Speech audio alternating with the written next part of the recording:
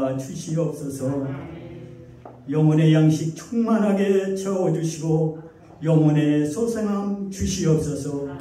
코로나 바이러스로 인한 어려움 속에서도 여전히 그 길을 인도하시는 하나님 아버지, 아무리 철저하게 백신을 맞고 소독을 해도 주님께서 지켜주셔야 될 수 있음을 고백합니다.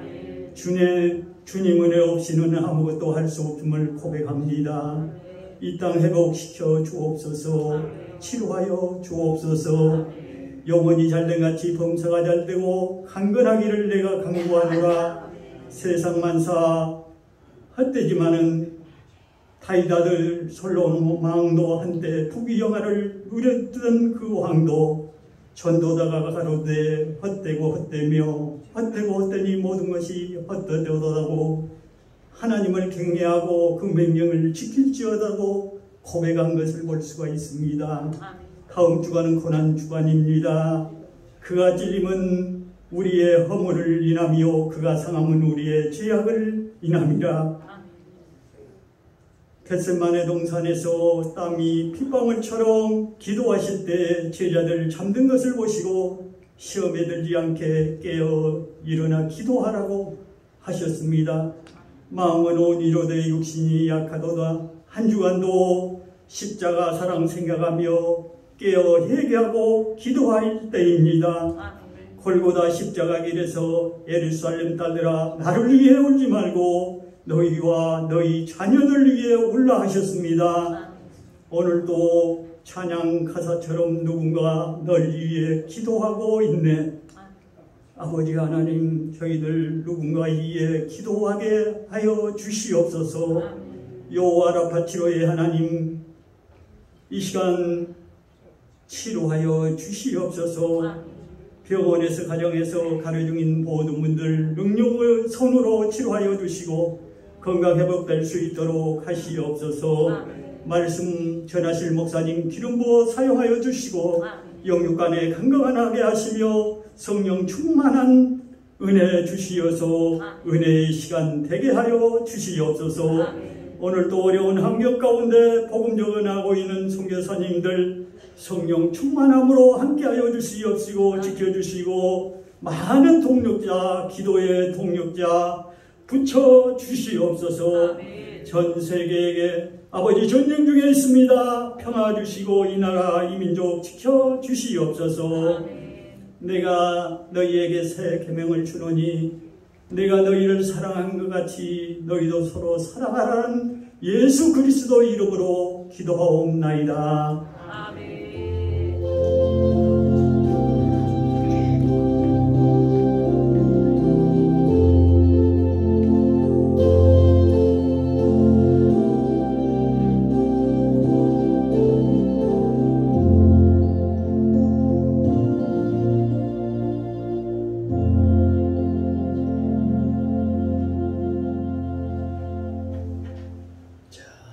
이어서 야훼 하나님께서 우리에게 주시는 축복의 말씀을 듣습니다. 신약성경 마태복음 4장 18절로 25절까지 말씀입니다. 신약성경 제성 제5쪽입니다. 제가 먼저 봉독합니다.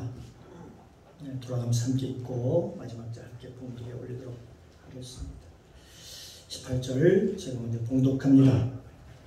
갈릴리 해변에 다니시다가 두 형제 곧 베드로라 하는 시몬과 그 형제 안드레가 바다에 급을 던지는 것을 보시고 저희는 어부라 말씀하시되 나를 따라 오너라 내가 너희로 사람을 낚는 어부가 되게 하리라 하시니 저희가 곧 그물을 버려두고 예수를 쫓으니라.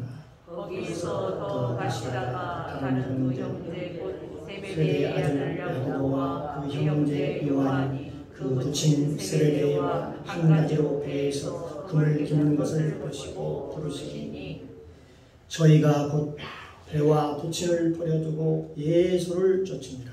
예수께서 온 갈릴리에 두루 다니사 저희 회당에서 가르치시며 천국 복음을 전파하시며 백성 중에 모든 병과 모든 악한 것을 고치시니 그 소문이 온 수리라에 퍼진지라. 사람들이 모든 앓는 자 곧 각색병과 고통에 걸린 자, 귀신 들린 자, 간질하는 자, 중풍병자를 데려오니 저희를 고치시더라. 갈릴리와 데가볼리와 예루살렘과 유대와 요단강 건너편에서 허다한 무리가 쫓으니라. 아멘. 할렐루야. 참으로 좋으신 아버지 하나님, 은혜 감사합니다. 지난 한 주간도 하나님의 말씀 가운데 은혜로 지켜주셨다. 이렇게 복된 날 주셔서 주님 앞에 나와 하나님을 마음껏 찬양하게 하시고 주의 성호를 높이며 주의 말씀, 생명의 말씀을 믿음으로 받게 하시니 감사합니다. 오늘도 이 시간 주의 영으로 새롭게 되기를 원합니다. 하나님의 말씀으로 새롭게 되기를 원합니다. 성령님 도와주시옵소서. 부족한 종 하나님의 말씀을 대언할 때 성령께서 도우시고 인도하여 주옵소서. 오늘도 이 말씀에 살아서 내 속에서 역사하여 내 영혼육을 적시고 내 뼛속까지 그 말씀이 스며들어서 어려울 때나 힘들 때마다 그 말씀 때문에 승리하며 승리의 객화를 부를 수 있도록 은혜를 충만하게 나여 주옵소서. 이 시간 성령님 모시고 인정하고 환영합니다. 충만하게 임재하옵소서. 예배의 시종을 아버지께 부탁드리며 예수님의 이름으로 감사드리며 기도드리옵나이다. 아멘. 아멘. 할렐루야. 우리 옆 사람과 한번 인사 나눌까요? 주의 이름으로 사랑합니다. 주의 이름으로 축복합니다. 당신은 하나님이 보시기에 두고 보기에도 귀한 사람입니다. 복된 사람입니다. 복땡입니다. 할렐루야. 오늘도 주님의 은혜가 저와 여러분 가운데 충만하게 임재하시기를 주님의 이름으로 축복합니다. 오늘 함께 은혜를 나눌 말씀의 제목은 주의 자녀가 되는 길, 하나님의 자녀가 되는 길, 주의 자녀가 되는 길이라는 제목을 가지고 함께 은혜를 나누겠습니다. 오늘 나오는 본문 마태복음 4장 18절 이전의 말씀이죠. 앞절에 나오는 말씀이죠. 어떤 말씀이죠? 예수님께서 성령에 이끌려서 광야에서 마귀의 시험을 다 물리치고 회개하라 천국이 가까웠느니라 라고 말씀하시며 갈릴리에서 처음으로 예수님의 사역이 시작하시면서 오늘 본문의 제자들을 부르시는 장면이 나옵니다. 그 제자들 중에 처음에 부름을 받은 사람이 바로 베드로와 안드레였습니다. 베드로는 최초로 부름을 받았던 사람이며 나중에 그가 예수님의 수석 사도가 되지요. 그러니까 우리 성경에서 볼 때에 이 최초라는 말은 우연이 된 게 아니라는 걸 알 수가 있습니다. 예수님께서 그 전능하신 그분께서 그를 베드로를 부를 때 그냥 오다 가다 불렀을까요? 아니죠. 어쩌면 예수님께서는 이미 알고 계셨을 것입니다. 부르실 때 예수님은 그들이 이미 누군지를 알고 정확히 꿰뚫어 보고 있었다는 것이죠. 그러므로 그의 부르심부터가 달랐다는 것을 볼 수가 있습니다. 그 다음에 두 번째로 누구를 부르셔요? 예수님께서는 요한과 야고보라는 사람을 부르죠. 그런데 그 베드로는 수석 사도였지만은 마지막까지 오래 살았던 사람은 오늘 두 번째로 부르심을 받은 바로 사도 요한이었습니다. 그 요한이 나중에 요한복음을 쓰고 또한 요한 1서, 요한 2서, 요한 3서를 쓰고 또한 계시록, 요한 계시록을 썼던 그 아주 유명한 장본이었습니다.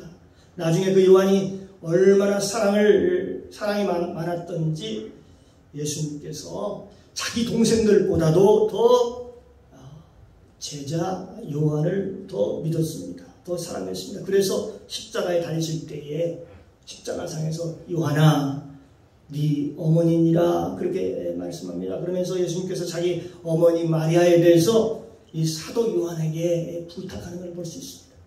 요한아 너의 어머니니라 내게 잘 부탁한다 그렇게 부탁을 하죠. 너희 어머니니 네가 내를 대신해서 아들처럼 잘 섬겨라. 그렇습니다. 실제로 마리아의 그 자녀들은 예수님 외에도 많았습니다. 그런데 실제 그의 어머니 마리아를 마지막까지 잘 봉양하고 섬겼던 사람은 바로 사도 요한이었습니다.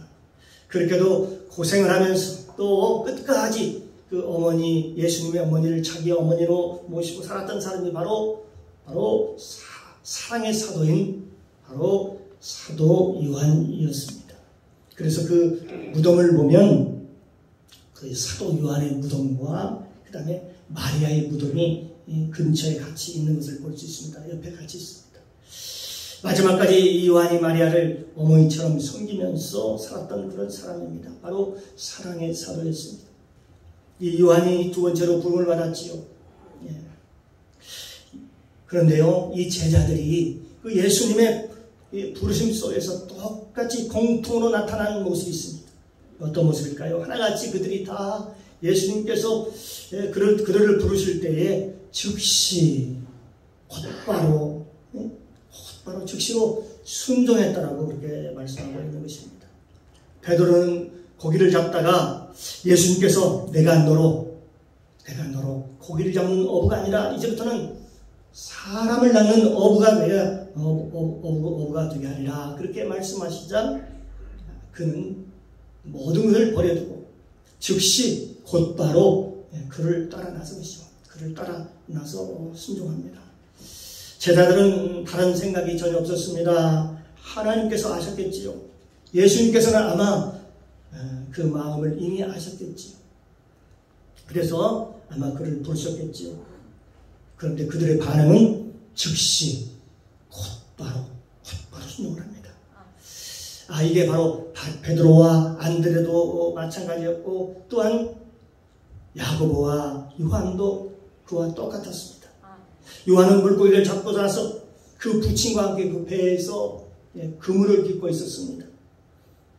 그런데 예수님께서 부르시자 그는 그물을 놔두고 그 부모를 놔둔 채 예수님을 즉시 따라 나선 것이죠. 즉시 따라 나섰습니다. 이건 가장 소중한 것을 선택하는 문제이기도 합니다. 우리가 아무 가정에 볼 필요가 있습니다. 우리가 같이 살던 부모가 떨어진다. 이건요 사람의 인간적인 정의 문제이지요. 그런데요 인간의 정보다 우선시되는 사명 그런 의미가 있습니다. 사랑하는 성도 여러분, 성경 구약에 보면 벳세메스로 가는 암소가 있습니다. 왜 그 암소가 벳세메스로 갔을까요? 그것은 새 수레를 짜서 거기에다가 하나님의 말씀에 들어있는 그 법궤를 그 위에 얹어 놓았지요. 그리고 그 암소가 어디로 가는가를 봤어요. 그랬더니 그 젖이 퉁퉁 불어서 새끼가 있었습니다. 젖이 뚝뚝 떨어지고 자기 새끼가 옆에서 웁니다. 음메 하면서 막 울고 있지요. 여러분 한번 생각해 봅시다. 동물의 본능이라는 것은 정에 굉장히 약합니다. 그러면 동물의 본능은 지금 새끼가 지금 옆에서 울고 있는데 자기 새끼에게 젖을 주려고 본능적으로 그쪽으로 향해서 가야 맞겠지. 새끼가 매여있는 그쪽으로, 우는 그쪽으로 말입니다. 그런데 벳세메스로 가는 그 암소는 자기 새끼의 울음소리를 들으면서도 하나님 땅으로 한 걸음씩 나갑니다. 벳세메스로 나갑니다. 그러면서 성경에는 뭐라고 쓰여 있냐면 성경의 기록입니다. 울며 울며 갔다. 그렇게 기록하고 있습니다. 울면서 암소가 눈물을 뚝뚝 흘리면서 말합니다. 하나님의 말씀의 법궤를 수레에 짊어지고 하나님 땅으로 가고 있었다. 바로 벳세메스로 향해 가고 있었다. 그렇게 기록하고 있습니다. 본능을 거스르는 사명, 본능보다 우선시되는 사명, 그걸 성경은 우리에게 말씀하고 우리에게 지금 교훈하고 있는 것입니다. 오늘 본문에서 이 두 사람에 대해서 얘기를 하고 있습니다. 베드로와 안드레, 그리고 야고보와 그 요한. 그러나 이 사람들은 부모와 그 그물을 버려두고 예수 그리스도를 쫓았다. 예수 그리스도를 따랐다. 그렇게 얘기하는 것이죠. 오늘 마태복음 본문입니다. 마태복음 4장 18절 이하에 보면 18절부터 우리 22절까지 다시 한번 우리 한번 같이 읽도록 하겠습니다. 갈릴리 해변에 다니시다가 두 형제 곧 베드로하는 시몬과 그 형제 안드레가 바다에 그물을 던지는 것을 보시니 저희는 오라 말씀하시되 따라오너라 내가 너희로 사람을 낳는 어부가 되게 하리라 하시니 저희가 곧 그물을 버려두고 예수를 쫓으니라. 거기서 더 가시다가 다른 두 형제 곧 세베대 아들 야고보와 그 형제 요한이 그 부친 세베대와 한 가지로 배에서 금을 깁는 것을 보시고 부르시니 그들이 곧 배와 부친을 버려두고 예수를 쫓으니라. 예수를 따랐다. 배와 부친을 버려두고 쫓았다. 그렇게 얘기하고 있는 것이죠. 그러니까 그들의 사명은 인간의 정보다도 그 아버지의 그 정보다도 더 사명이 앞선 것을 볼 수 있습니다. 그렇습니다. 사명이 더 우선입니다. 사도 바울도 그런 고백을 했지요. 나의 달려갈 길과 주 예수께 받은 사명, 하나님의 은혜의 복음을 증거하는 일을 마치려 하면은 나의 생명을 조금도 귀한 것으로 여기지 아니하노라. 아멘. 그런 놀라운 고백을 했던 것처럼 말입니다. 우리는요, 우리가 하나님의 길을 가기 위해서 우리의 인간의 본능이 얼마나 우리의 걸림돌이 되는지, 때로는 자녀가, 때로는 부모가 얼마나 걸림돌이 되는지 모릅니다. 그 갈림길에서, 그 여정 가운데 가장 본능적인 것은 우리가 세상에 우리 육신의 정욕과 안목의 정욕과 이생의 자랑, 이런 것들이, 이것이 하나의 우리가 하나님의 길을 걸어가는 데 있어서의 참으로 걸림돌이 되게 되겠지요. 그러나 더 중요한 것은 나중에는 자녀와의 관계, 부모와의 관계, 이런 관계 속에서 우리는 이 본능이 먼저 작동할 때가 있습니다. 육신이 작동할 때입니다. 그러나 성경은 우리에게 말씀하시기를 하늘과 땅과 세계를 지으실 뿐만 아니라 우리 인생을 지으신 우리 하나님이 내 부모와 형제도 지으셨고 그들도 우리 하나님께서 그들을 책임져 주신다는 사실을 믿기 때문에 그렇습니다. 그게 믿어져야 맡길 수 있습니다. 부모도 맡길 수 있고 자녀도 하나님께 맡길 수 있는 것이죠. 그게 믿어지지 않으면 도저히 맡길 수가 없는 것이죠. 그럼 어떻게 될까요? 그럼 내가 하나님 대신 내가 무언가를 하려고 합니다. 내가 무언가를 하려고 몸부림칩니다. 물론 우리가 사랑도 우리 스스로 해보려고 하는 것이죠. 인간의 도리를 생각하면서 말입니다. 그러나 인간이 할 도리보다도 먼저 가장 앞서는 경우가 많다는 사실입니다. 오늘 본문에서 우리가 제자의 사명에 대한 얘기를 하면서 이 한마디를 하고 있는 것이죠. 우리에게 교훈을 주고 있는 것이죠. 예수님의 말씀을 들었을 때, 예수님을 부르셨을 때 그들은 모든 것을 버려두고 예수님을 쫓았다, 떠났다, 동물을 떠났다. 그들은 그물을 깁다가 예수님의 부르심을 받자마자 그냥 곧 그걸 놔두고 그리고 예수님을 따릅니다. 여기 보니까 자기가 떠나면 부모가 자기가 해야 될 일을 어떻게 다 도맡아야 되잖아요. 그래서 생각해보면 알지 않습니까? 본인이 떠나면 자기 아버지가 자기가 할 일을 배나 해야 되지 않습니까? 그런데도 불구하고 그 부모를 떠나서 그냥 놔두고 떠났다. 이것은 한번 생각해 봅시다. 이건 어떤 우리의 어떤 상식이라든지 일반적인 도덕적인 개념을 뛰어넘는 것이지요. 그래요. 사명이 훨씬 더 그걸 뛰어넘는다는 얘기를 지금 하고 있는 것입니다. 이 세상 사람들이 어찌 그걸 이해할 수가 있겠습니까? 사랑하는 성도 여러분, 저와 여러분이 하나님이 제시한 성도의 길을 걸어갈 때 그 아담의 삶을 걸어가고 있는 것인데 그 아브라함의 삶 속에서 그 아브라함 1단계부터 10단계가 쭉 있지요. 그 9단계에 뭐가 나오냐면 중보기도라는 게 나옵니다. 중보기도.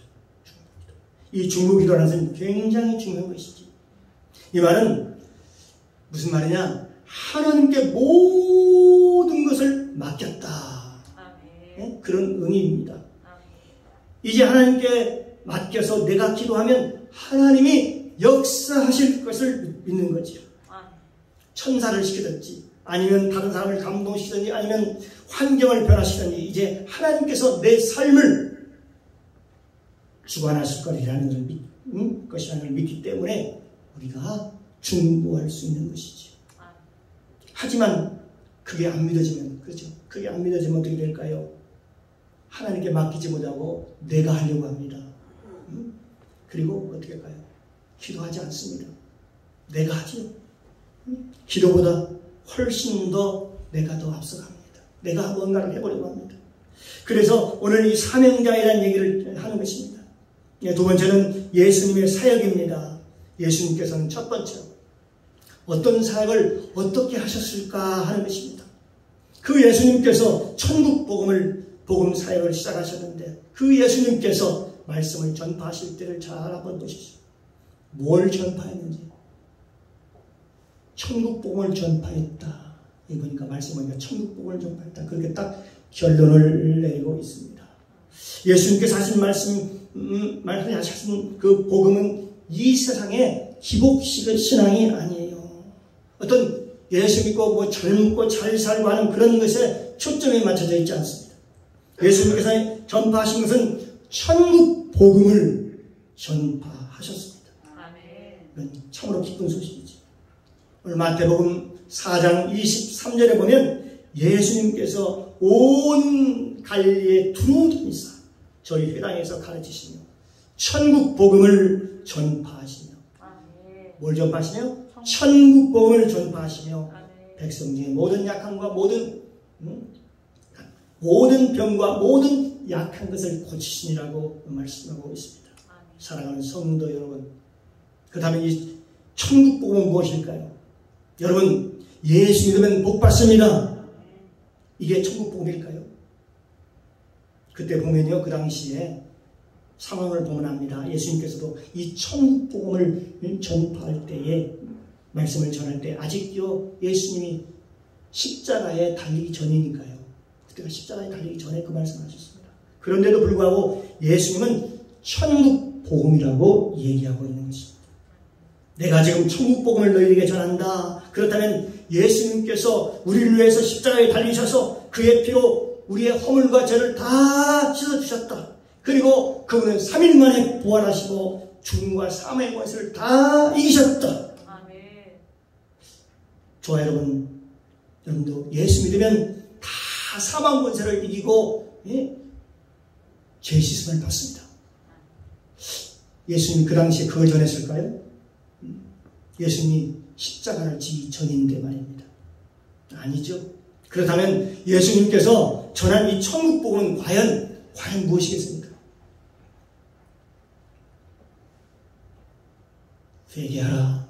회개하라 천국이 가까웠느니라. 그러면서 그는 예수님은 천국에 대한 지대한 관심을 가지고 있었고 예수님께서는 그 천국에 대해서 그 포커스, 그 중심, 그 초점이 거기에 맞춰져 있었습니다. 천국에 맞춰져 있었습니다. 그렇습니다. 우리 마음에 이제 예수를 믿으면 천국이 임해야 되고 그리고 우리가 이 땅을 살다가 예수 믿고 이 땅을 살다가 떠나서 천국에 가야 되고 바로 그렇습니다. 천국은요 성경에 두 군데 나와 있죠. 하나는 마음에, 하나는 마음의 천국입니다. 또 하나는 우리가 죽어서 가는 하늘 천국입니다. 여기 두 곳이 있어요. 우리가 이 땅에서 천국을 누리지 못하는데, 우리가 예수 믿으면서 천국을 누리지 못하는데, 평강을 누리지 못하는데, 하나님의 나라를 누리지 못하는데 어떻게 하나님의 나라에 가서 천국을 누릴 수가 있을까요? 이 땅에서도 천국을 누리지 못하는데 하늘나라에 무슨 천국을 누릴 수 있을까 하는 것이죠. 그러면 이 천국은 과연 무엇을, 천국 복음은 무엇을 의미할까요? 무엇을 얘기할까요? 이 천국 복음은 바로 하나님의 나라에 들어가는, 하나님의 나라에 들어가는, 하나님의 나라에 들어갈 수 있는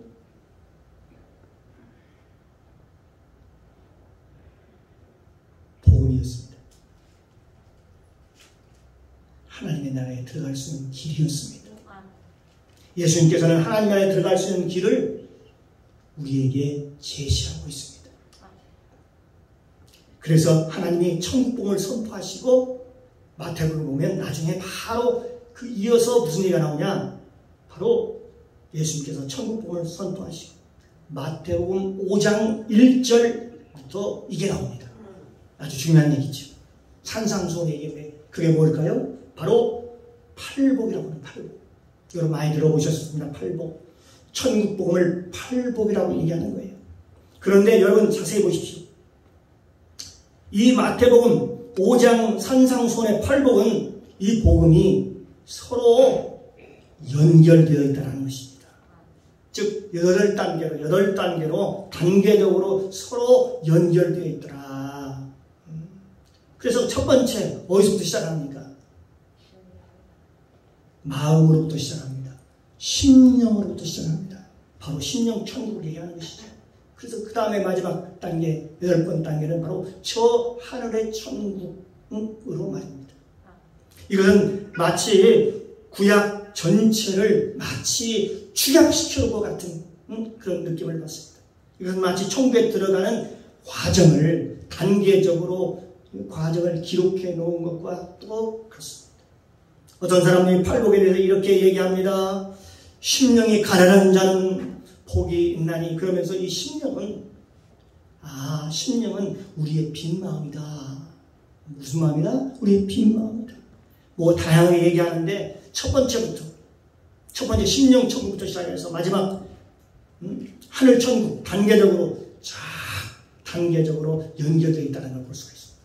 순서대로 되어 있습니다. 순서대로 단계적으로 연결되어 있어요. 첫째는 심령이 가난한 자는 복이 있나니 천국이 저희 것이니라. 이 말은 이것은 여러분의 심령, 우리의 심령이 가난하다는 것은 내 안에 뭐가 없다는 것입니까? 내 안에 세상이 없다. 세상이 없어졌다는 것입니다. 즉 내가 더 이상 이 세상에 목매지 않는다라는 얘기지요. 한마디로 하면 가치관의 변화입니다. 우리 마음의 가치관의 변화가 일어나는 것입니다. 그래서 우리가 세상의 육신의 정욕과 안목의 정욕과 이생의 자랑이 이제 내 마음에서 다 끊어졌다. 세상을 향하던 그 열망과 그 욕심들이, 그런 것들이 다 끊어졌다. 그렇게 말씀하는 거죠. 이 세 가지가 다 욕심인데요. 즉 뭡니까? 육신의 정욕과 안목의 정욕과 이생의 자랑, 이런 것들이 다 욕심인데, 이런 것들이 내가 그리스도를 만나서 다 끊어졌다. 그런 것들이 다, 그런 욕심들이 다 사라졌다. 욕심이 다 없어졌다. 그래서 우리의 심령이 탐욕으로 가득했던 것들이 내 마음에서 사라졌다. 그래서 내 심령이 가난해졌다. 내 심령이 비어있다. 그렇게 얘기하는 것이죠. 그러면 첫 번째 단계에 이어서 두 번째 단계를 봅니다. 하나님께서 애통하는 자는 복이 있나니, 애통하는 자는 복이 있나니 저희가 위로를 받을 것이며 라고 그렇게 기록하고 있습니다. 그래서 그 애통하는 자는 왜 애통을 할까요? 내가 지금까지 살아온 것이 참으로 괴롭습니다.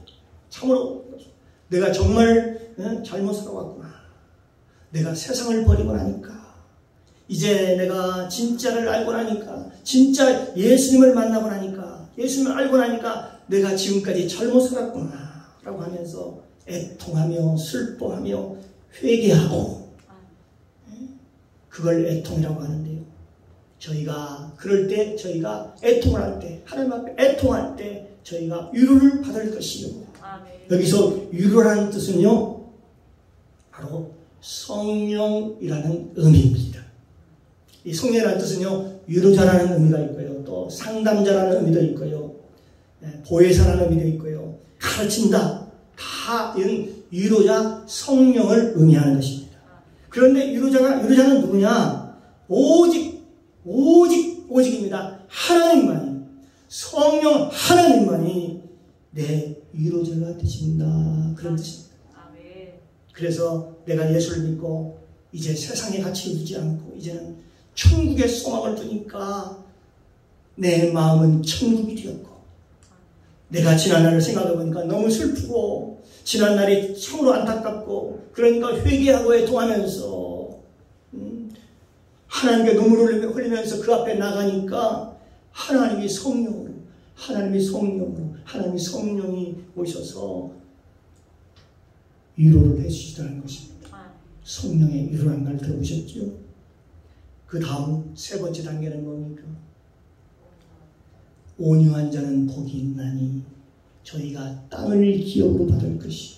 네, 그렇게 말씀하고 있습니다. 온유한 자가 누군가?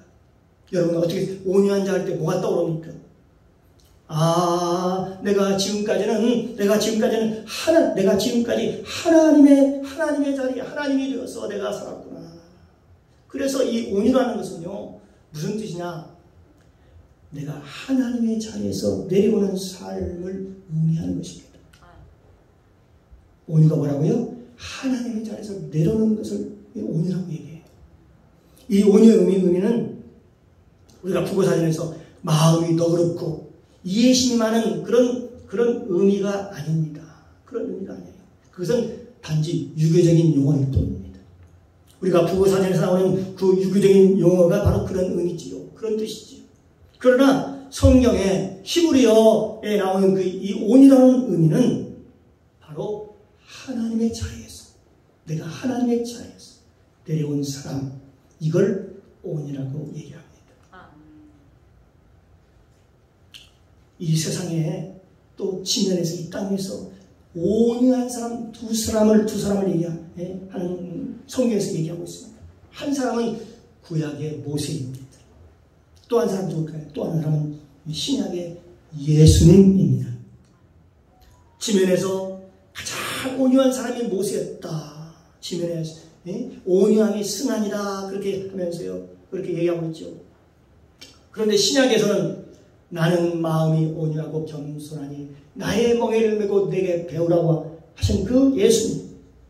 그러면서 그 온유한 분 두 분이 나옵니다. 한 분은 모세요, 한 분은 예수님이시죠. 그래요, 이 두 분 모두가 다 하나님의 자리에서 내려온 분이십니다. 여러분, 모세의 삶을 한번 보십시오.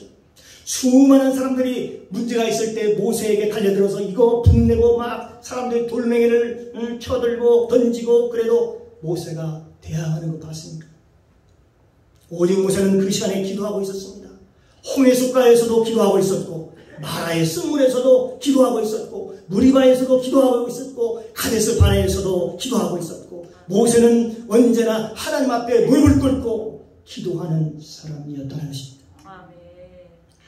모세는 하나님께 모든 걸 맡기고 하나님의 자리에서 내려왔습니다. 고라 자손이 단을 지어서 모세를 대적하지요. 회방할 때도 그는 기도하고 있었고요. 하나님의 자리에서 내려와서 하나님께 맡길 수 있는 자가 땅을 기업으로 받는다. 그렇게 기도하고 있죠. 그러니까 이걸 가지고 설교할 때에 우리가 통상 유교적으로 이 온유를 생각하면서, 이 온유한 사람들은 이 세상에서 땅을 기업으로 받을 거야, 부자가 될 거야. 과연 그럴까요? 이건요, 얼빠진 얘기입니다. 여러분, 그런 설교가 어디 있습니까? 여러분, 우리가 받을 복 가운데 땅을 기업으로 받는다는 것은요, 어떤 의미가 있느냐는 것입니다. 여러분, 그걸 잘 오늘 이 말씀에 잘 새겨듣기를 주님의 이름으로 축복합니다. 아멘. 이것은 창세기, 우리는 성경에서 찾아야 돼요. 어떤 복이냐? 땅을 기업으로 한다면 무슨 뜻입니까? 창세기 1장 26절에서 28절까지 그 의미가 거기에 잘 나타나 있습니다. 잘 나와 있습니다. 이 땅을 기업으로 누가 받았느냐? 그러니까 아담과 하와가 받았어요. 아담이 받은 거예요. 하나님께서 우리 형상을 따라 사람의 모양으로 사람을 만들고 그에게 생육하고 번성하여 땅에 충만하라. 땅을 정복하라. 그러면서 땅을 정복하고 다스리는 권세를 주시면서 하나님께서 그 땅을 아담과 하와에게 주셨습니다. 그 땅을 기업으로 받은 사람은 땅을 정복하고도 다스릴 수 있는 능력까지도 부여받은 것입니다. 그러니까 땅을 기업으로 받는다는 것은 무슨 뜻이냐? 땅이 내 말을 듣는다는 것입니다. 땅이 내 말을 듣는다. 이 땅이 내 말을 듣는다는 말은 무슨 뜻일까요? 신명기에 나와 있죠. 신명기 28장이. 내가 들에 가면 들이 복을 받는 거예요. 내가 집에 오면 그 집이 복을 받는 거예요. 내가 요양간에 가면 요양간에 우양이 복을 받는 거예요. 그러니까 하는 것마다 복이 많은 것을 의미하는 것입니다. 내가 하나님께로부터 땅을 기업으로 받는다는 것은 땅을 다스릴 수 있는 하나님의 형상으로 회복된다는 말씀입니다. 그러니까 이 온유한 자라는 것은 하나님에 대해서 내려오는 자. 그러니까 하나님으로부터 땅을 기업으로 받는다. 그 말은 무슨 뜻이냐? 하나님의 형상으로 회복된다는 그런 의미를 가지고 있습니다.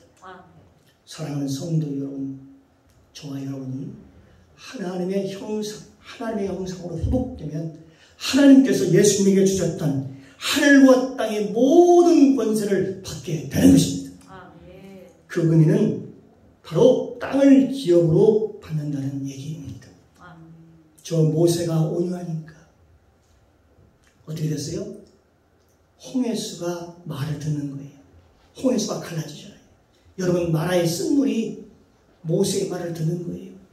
그래서 거기서 반석에서 생수가 나오잖아요. 생수가 나오는 거예요. 바로 땅을 다스리는 능력입니다. 그걸 온유한 자가 땅을 기업으로 받는다는 그런 의미입니다. 좀 어떻게 이해가 되십니까? 그 다음 단계는 뭡니까? 마태복음 5장 6절 말씀입니다. 산상수훈의 말씀이죠. 의에 줄이고 목마른 자는 복이 있나니 저희가 배부를 것입니다. 의에 줄이고 목마른 자. 이제 내가 주인이 아니니까 어떻게 돼요? 나에게 주인이 필요하지요. 그러니까 의에 줄이고, 여기서 의는 예수 그리스도를 가리킵니다. 예수 그리스도에 줄이고 목마른 거예요. 그에게는 자꾸 무슨 얘기입니까? 내가 주님을 보고 싶습니다. 내가 주님을 보기를 심히 원합니다. 주님께서 내 주인이 되게 되어주시기를 원합니다. 주님이 말씀하시라 내가 삽니다. 내가 내 안에, 주님 내 안에 들어오시옵소서. 예수님께서는 요한복음 6장에 뭐라고 하셨어요? 줄이고 목마른 자는 다 내게로 오라. 줄이고 목마른 자는 다 내게로 오라. 그러면 너희가 배부름을 얻을 것이며. 그렇게 말씀하고 있습니다. 그러니까 이 요한복음이나 마태복음에 보면 의에 줄이고 목마른 게 어떤 의미인가를 알 수 있게 되는 거지. 온유한 자. 이제 내가 주인이 아니고 이제 판단자가 아니고 내가 그 자리에서 내려오니까 내 안에 주인이 필요해요. 그러니까 예수님을 내 안에 모셔드리는 거예요. 주님이 내 안에 오셔서 내 주인이 되어서 되어주시옵소서. 나의 삶을 주관하여 인도하여 주시옵소서. 그리고 내 안에 주인이 내 안에 주님이 오셨어요. 그러니까 다음에 어떤 역사가 일어나느냐? 다음 마태복음 5장 7절 말씀을 보면 단계적으로 되어 있습니다. 긍휼히 여기는 자는 복이 있나니 저희가 긍휼히 여김을 받을 것입니다. 예수님께서 이 땅에 이 세상에 오셔서 모든 죄를 용서해 주신 것처럼 나도 내 안에 주인인 예수님께서 역사하시니까 모든 사람을 긍휼히 여기고 수많은 사람들의 허물을 덮어주고 내 삶이 아니라 내 안에서 역사하시는 예수님의 삶을 살아가게 되는 것입니다. 그 다음에 내 삶이 아니라 내 안에 계신 예수님의 삶. 그 다음에는 뭐라고 했습니까? 다음 단계가 바로 마태복음 5장 8절 말씀입니다. 마음이 청결한 자는 복이 있나니 저희가 하나님을 볼 것이며. 내 안에 주님의 사랑만 있으니 내 마음의 어둠이 다 사라지고 미움과 근심과 염려 이 모든 것이 사라지니까 내 마음이 얼마나 청결해지겠어요. 내 마음이 청결하고 환하고 가을 날씨처럼 청명하고 그러니까 그때에 드디어 저희가 하나님을 볼 것이며. 여러분 우리의 마음을 어둡게 하는 게 누구이지요? 바로 마귀라고 했잖아요. 고린도후서 4장 4절에 뭐라고 말씀하셔요? 이 세상의 신이 믿지 않는 자들의 마음을 혼미케 해서 그리스도의 영광의 광채를 비치지 못하게 함이라 라고 말씀하고 있네요. 이 세상의 신이 바로 마귀가 저와 여러분의 마음을 혼미케 해서 그리스도의 영광의 복음의 광채를 비치지 못하게 한다고 그렇게 얘기하고 있대요. 왜 우리가 예수 그리스도를 못 보나? 왜 그리스도의 광채를 못 보나 봤더니 바로 사단이라는 녀석이, 사단이라는 놈이 저와 여러분의 마음을 혼미케 해서 못 보게 되는 거예요. 그런데 마음이 청결해지니까 그때에 어떻게 돼요? 하나님을 볼 수 있다. 하나님을 볼 수 있게 되는 겁니다. 할렐루야. 그 다음에 단계가 무엇입니까? 바로 마태복음 5장 9절 말씀입니다. 화평케 하는 자는 복이 있나니. 화평케 하는 자는 뭐니? 저희가 하나님의 아들이라 일컬음을 받을 것이며. 비로소 이 단계에 우리가 예수 그리스도의 사역을 할 수가 있는 것이죠. 그리스도께서 화목제물로 자신을 드렸고 이 땅과 하늘을 화평케 하려고 오셨다면 이제는 우리가 그 사명을 감당해야 되는 것이죠. 바로 어떤 사명입니까? 화평케 하는 사명. 화평케 하는 것입니다. 하나님과 죄인인 우리와 화평케 하는 사명. 그 사명을 우리가 감당해야 되는데 그 사람이 누구냐? 바로 하나님의 아들이라 일컬음을 받을 것이다. 아멘. 너는 이제 화평케 하는 자이므로 이제 하나님의 아들이다. 아멘. 그렇게 인정해 주는 거죠. 마지막 8번째입니다. 마태복음 5장 10절 이하에 보면 의를 위하여 핍박을 받는 자는 복이 있나니 천국이 저희 것이다. 그러면서 12절에 보면 기뻐하고 즐거워하라. 하늘에서 너희 상이 크니라. 환난과 핍박이 왔을 때에 그 이겨낼 힘이 있어야 핍박을 받아도 기뻐하고 즐거워할 수 있는 것이죠. 맞지요? 여러분, 그 성령의 능력과 힘이 없는데 어떻게 핍박이 왔는데 기뻐하고 즐거워할 수가 있겠습니까? 전혀 할 수가 없는 것이죠. 그러니 힘들어하고 고통스러워하고 얼굴에 인상을 팍팍 쓸 수밖에 없죠. 항상 겨운 인상을 쓸 수밖에 없죠. 내가 예수를 믿으니까 참는다. 그럼 속으로는 이를 부득부득 하거든요. 내가 예수님께서 참는다니까.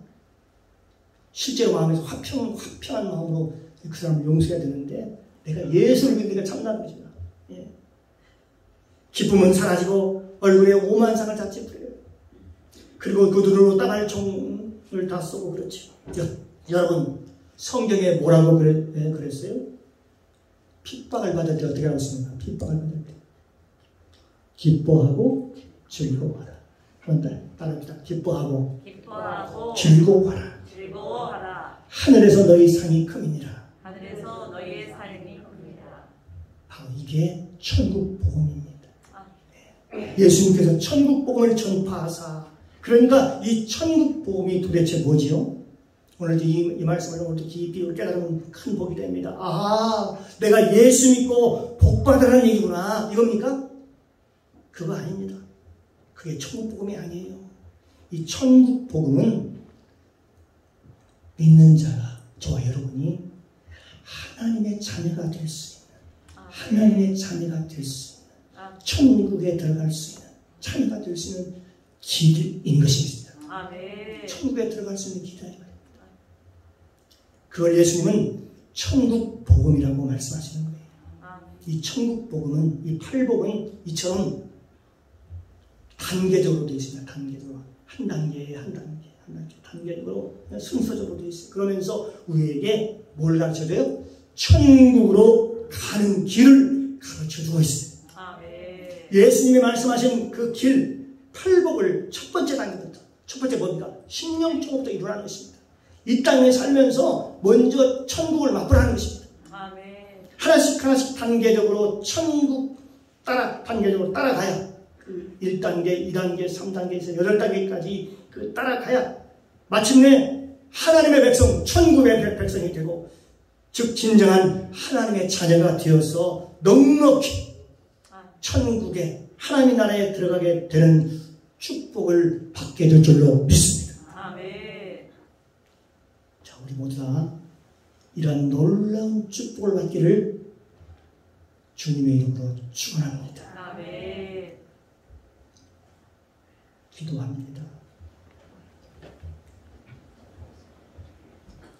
사랑의 주님 감사합니다.